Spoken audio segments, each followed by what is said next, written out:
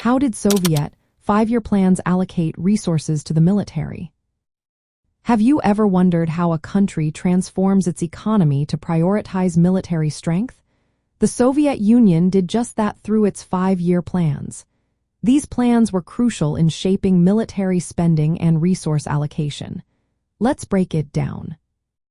From the late 1920s to the 1930s, the Soviet Union aimed to shift from an agrarian society to an industrial powerhouse. The initial focus was on heavy industry and defense production. This was essential for national defense and protecting the socialist state from external threats. During the first five-year plan, which ran from 1928 to 1932, the Soviet Union concentrated on expanding heavy industry. Collectivizing agriculture was also a key goal. This plan set the foundation for producing military equipment like tanks and aircraft.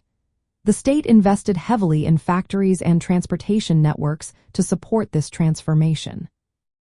Moving into the second five-year plan, military committees pushed for increased production. They aimed to double the output of modern weapons by 1933 and then double it again by the end of the plan. While many new factories were built, actual military orders grew slowly at first. This was due to a cautious approach to military expansion and the need to balance resources between military and civilian production. By the time the third five-year plan rolled around, from 1938 to 1941, the threat of war loomed larger.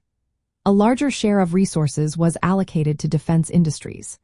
Military spending jumped from about 13% to 25% of the total budget. The government relocated and built military factories east of the Ural Mountains to protect them from potential invasion. This included constructing backup plants in regions like the Volga, Ural, and Siberia. The focus was on producing advanced tanks, aircraft, and small arms to equip the Red Army. Despite these efforts, challenges persisted. Rapid industrialization and military buildup came with political repression. This affected military leadership and skilled specialists, impacting production quality. Some military equipment produced early on became outdated by the time it reached the troops. From a socialist viewpoint, these resource allocations show how a planned economy can mobilize national resources for collective defense. The prioritization of heavy industry and military production was seen as necessary for protecting the socialist state from capitalist powers. The centralized planning system allowed the Soviet Union to build a large industrial and military base without relying on capitalist markets.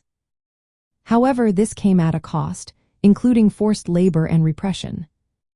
In practical terms, the five-year plans illustrate how a socialist planned economy directed resources to meet both civilian and military needs. As geopolitical threats intensified, the military sector received increasing attention.